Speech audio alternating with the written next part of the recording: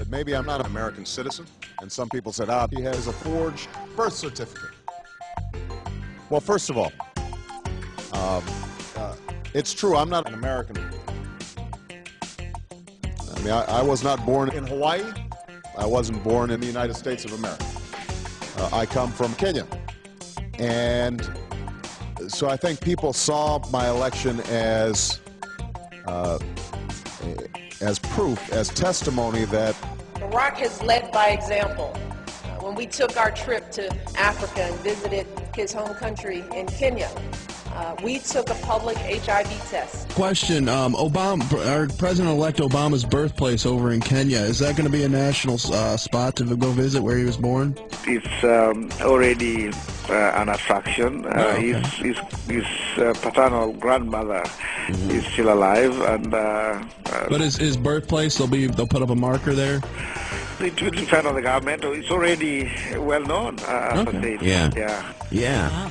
Well, listen, sir, thank you very much for the time. We just wanted to check in, given the proceedings that have occurred. One of the, as you say, a great historical moment. And thank you, Your Excellency, for your time. Well, thank you so very much, guys, for your excitement and for congratulating us. Absolutely. Well, thank you very much. You have a nice day. Thank you. Bye-bye. Okay, bye-bye. Like he basically admitted that President-elect Obama was born there. Yes, he did. That's what I was asking him. Remember the controversy about I do about Hawaii and whether he naturalized or not, or what happened. I mean, that's a fact. No, you're gonna have to replay it because I didn't. I asked him if there's going to be a marker for where he was the fact born, that he was born there. And I said President-elect, not to confuse with his dad, and he said absolutely. There's already plans. Right, so there you go. So that means we're gonna have to remove his. We're gonna have he to. Admitted his excellency. We're gonna have to undo it. I'm not gonna argue with his excellency. If he I says, wouldn't. If he says It's President-elect disrespectful. Obama was born in Kenya, he was born in Kenya. It's disrespectful to argue. Well, there have been about 17 cases nationwide over Barack Obama's birth certificate. Now, a birth certificate costs between $10 and $15 to get a copy of it. So for less than $400, Barack Obama could have made 17 copies of his original birth certificate and had them sent to each of these courts by express mail. Instead, this highly educated man has spent to date $800,000 on legal fees to prevent his birth certificate from becoming public. Now, do you think Barack Obama might have something to hide?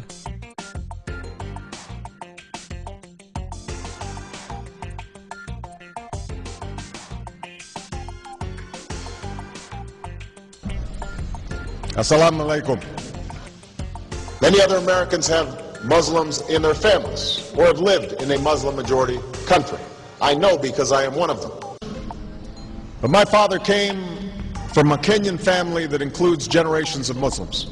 As a boy, I spent several years in Indonesia. I have known Islam on 3 continents before coming to the region where it was first revealed. That experience guides my conviction. You are absolutely right that John McCain has not talked about my Muslim faith. As the Holy Quran tells us, the Holy Quran teaches that, the Holy Quran tells us, and the Holy Quran also says, this time can be different because this campaign for the presidency of the United States of America is different.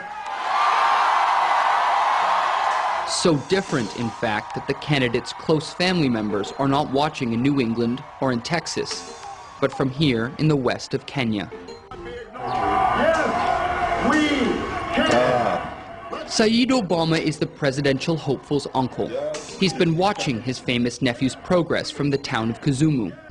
I am doing this case for one purpose, to make sure that our United States Constitution, the most important document in our country, is followed, whereas Barack Obama is trying to destroy it. The United States Constitution provides a provision for a candidate running for president that the person must be 35 years of age, live in this country for 14 years, and also be a natural-born citizen. Barack Obama is not a natural-born citizen and therefore not qualified to be a candidate or to be elected president of the United States. His paternal grandmother, who still lives in Kenya, is going around telling everyone that my grandson is going to become president of the United States, and she's so proud because she was in the delivery room in Kenya with Barack Obama's brother and sister, I guess half-brother and half-sister, when he was born in 1961. His half-sister, Maya, was interviewed, and she stated that he was born at one hospital in Hawaii. When Obama was interviewed, he said he was born in the other hospital in Hawaii. You know, when I represent criminals at times. You know, when you tell the truth, everything's the same. When you lie, you're all over the board. And I think those statements indicate that he really was not born here in the United States. It really doesn't matter if he was born in Hawaii or not. Because if he was born here as a natural-born citizen, he lost his citizenship. How can you lose your United States citizenship? Well, what happened is Obama's mother divorced the father. After that, she remarried. She remarried Lolo Sotoro from Indonesia. They got married here in the United States. Significant at that time was Indonesia was at war. The only people who could go to school in Indonesia were people that were citizens of Indonesia. So therefore, his stepfather had to do one of two things to get him in school. He either had to adopt him or he had to acknowledge him. If he did either one, that's how he went to school. We have the school record indicating his name is Barry Sotoro, his nationality is Indonesia, and his religion is Islam. That's how he went to school there. Indonesia at that time did not provide for dual citizenships, so he was now a citizen of Indonesia. The only thing he could have done at that time when he came back, he could have gone through immigration to come back to the United States. We don't believe he did that. If he did do that, then he would be a naturalized citizen at that point, not natural born. Therefore, a naturalized citizen is not natural born, cannot be president of the United States. Obama is not producing these documents, and if he's not producing them, it means he's a total fraud, he's a phony, and really he should be arrested and tried and deported.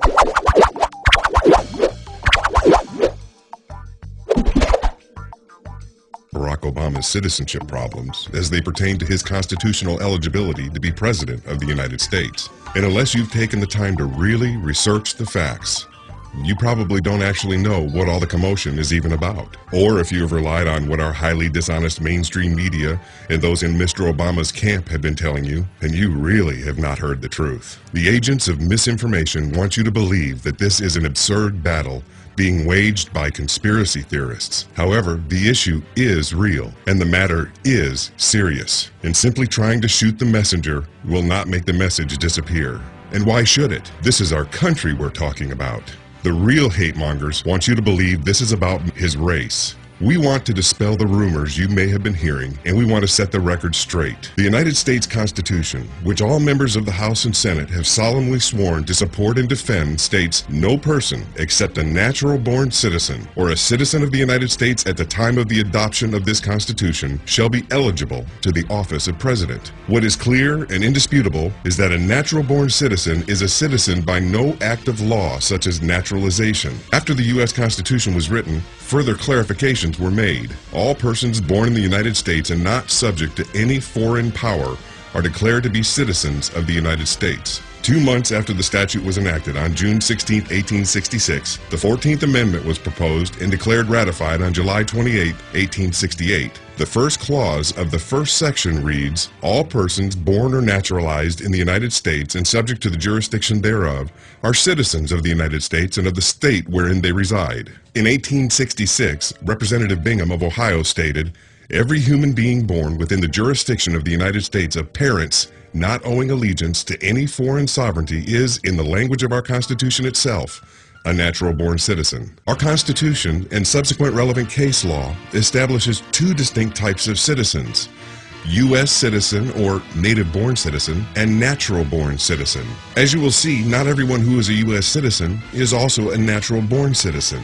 A U.S. citizen is one who was born to at least one parent who was a U.S. citizen, or one who was born in the U.S. mainland, or one who became naturalized sometime after being born. The framers of the Constitution instituted a specific set of requirements to hold the highest office of the land: a natural-born citizen. A natural-born citizen is one who is not only born in the U.S. mainland, but who is also born of parents who are both U.S. citizens. A natural-born citizen is one who is born to American citizens, not citizen, citizens.